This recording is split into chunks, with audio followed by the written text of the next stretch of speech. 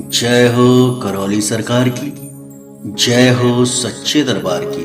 बोलो राधा रमण हरि बोल। भक्तों, इसके पहले के वीडियो आपने देखे ब्रह्म विद्या में मानव तृप्ति और जीवन और आत्मा। इसमें आपने समझा कि जीवन क्या है, आत्मा क्या है, जीवन किस किस में है, आत्मा किस में है। आपने यह भी समझा कि मानव की तृप्ति कभी पूरी नहीं हुई है, मानव तृप्त नहीं हुआ है, जबकि उसके पास सारी सुख सुविधाएं हैं, लेकिन वह अभी भी तृप्त नहीं हुआ है। अब आपको एक जगह बैठकर पूरी दुनिया देख सकती है। पहले कभी आपने क्या ऐसा सोचा था कि हम एक जगह बैठे हैं, हमारी बात सारी दुनिया सुने, हमको सारी दुनिया देखे? नहीं, लेकिन आज की तारीख में विज्ञान ने ऐसा कर दिया है कि आपको एक जगह बैठकर पूरी दुनिया देख सकती है, सुन सकती है। न जाने कितने ऐसे प्लेटफॉर्म हैं जिसमें आप लाइव आके पूरी दुनिया के सामने अपनी बात रख सकते हैं। पूरी दुनिया आपकी बात सुनेगी। यह भी चाहत आपकी पूरी हो गई, तो अब बाकी क्या रह गया? अब कौन सी चाहत आपकी बाकी रह गई? तो सारी सुख सुविधाएं होने के बाद भी परिवार में निरंतर सुख नहीं है। हम अपने परिवार के साथ ही संबंध खराब नहीं कर रहे हैं, रिश्तेदार के साथ ही संबंध खराब नहीं कर रहे हैं, समाज के साथ में ही संबंध खराब नहीं कर रहे हैं, बल्कि हम प्रकृति की प्रत्येक इकाई के साथ अपने संबंध खराब कर रहे हैं। हमारे प्रकृति के प्रत्येक जो इकाई है उसके साथ संबंध अच्छे नहीं है, क्योंकि कभी भी हमने उनको पूरा समझने की कोशिश नहीं की। अभी हम क्या करते हैं, कुछ का कुछ मानकर जीते हैं, यानी कि वो बातें हमारी समझ से परे हैं, वो बातें हमारी समझ में ही नहीं आ रही हैं और हम उनको कुछ का कुछ मानकर जीते हैं। जैसे कि इस समय अभी हमारी क्या विश्व की सबसे बड़ी समस्या जनसंख्या है।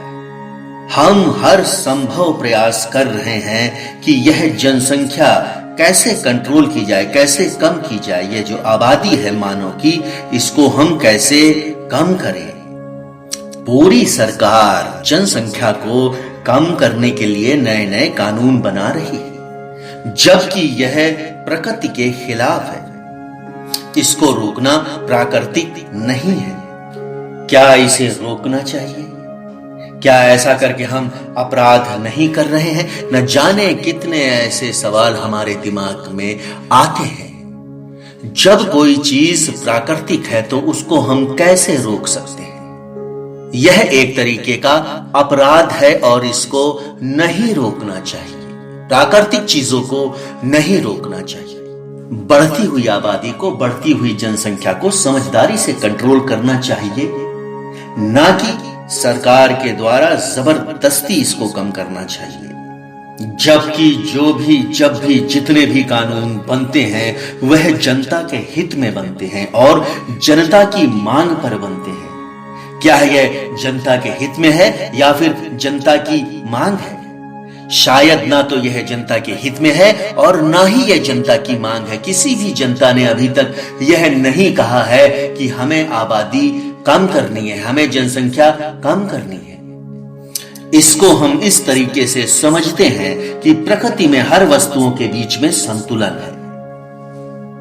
जो हमारी प्रकृति है वह अपने हिसाब से संतुलन करती है, हर चीजों का अपने में समावेश करती है, संतुलन करती है। प्रकृति के हिसाब से कोई भी चीज कम ज्यादा नहीं होती है। अब करौली सरकार समझाते हैं, करौली सरकार कहते हैं कि इसको हम इस तरीके से समझ सकते हैं।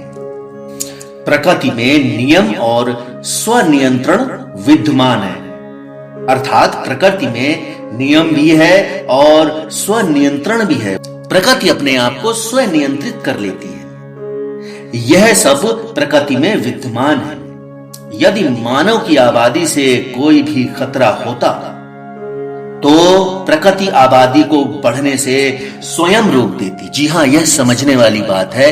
करौली सरकार हमें बताते हैं कि यदि हमारी जनसंख्या बढ़ने से प्रकृति को कोई खतरा होता तो प्रकृति जनसंख्या बढ़ने ही नहीं देती, वह इसको स्वतः ही समाप्त कर देती, स्वतः ही कम कर देती। पूरे समुद्र में न जाने कितने हजारों की तादाद में जीव जंतु हैं। अब जीव जंतु में मछली, हर एक मछली हजारों की संख्या में मछलियों को जन्म देती है, यानी कि एक मछली हजारों मछलियों को उत्पन्न करती है। लेकिन फिर भी समुद्र को कोई खतरा नहीं हुआ। मछलियों की जनसंख्या बढ़ने से समुद्र को कोई भी खतरा नहीं हुआ। जब से यह धरती बनी है, हजारों खरबों वर्ष पहले, अभी तक मछलियां समुद्र में बढ़ती ही जा रही हैं, बढ़ती ही जा रही हैं। क्या प्रकृति को कोई इन मछलियों से खतरा हुआ? क्या समुद्र को कोई भी खतरा हुआ? नहीं, बिल्कुल नहीं। ऐसे ही अगर हम दूसरे उदाहरण को देखें, जंगल में कितने सारे पशु पक्षी हैं। शेर की तादाद है, लोमड़ी की तादाद है, न जाने कितने पशुओं की तादाद है।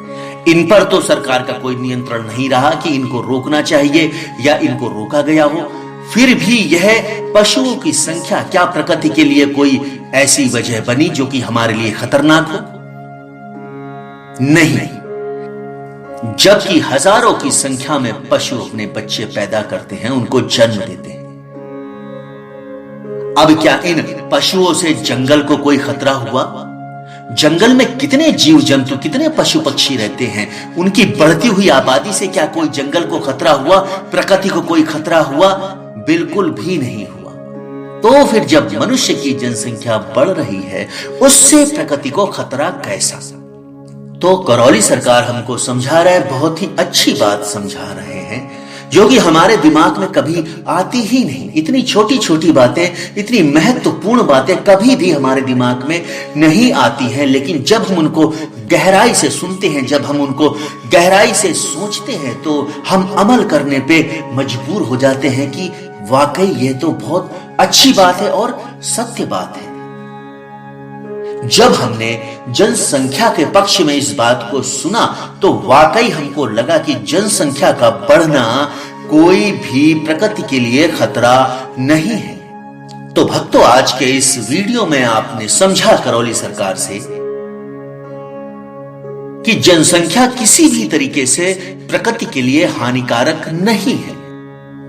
तो इसी विषय पर चर्चा होगी, हम आगे के वीडियो में बात करेंगे। लेकिन इस वीडियो को मैं यही समाप्त करने की आपसे इजाजत चाहता हूं।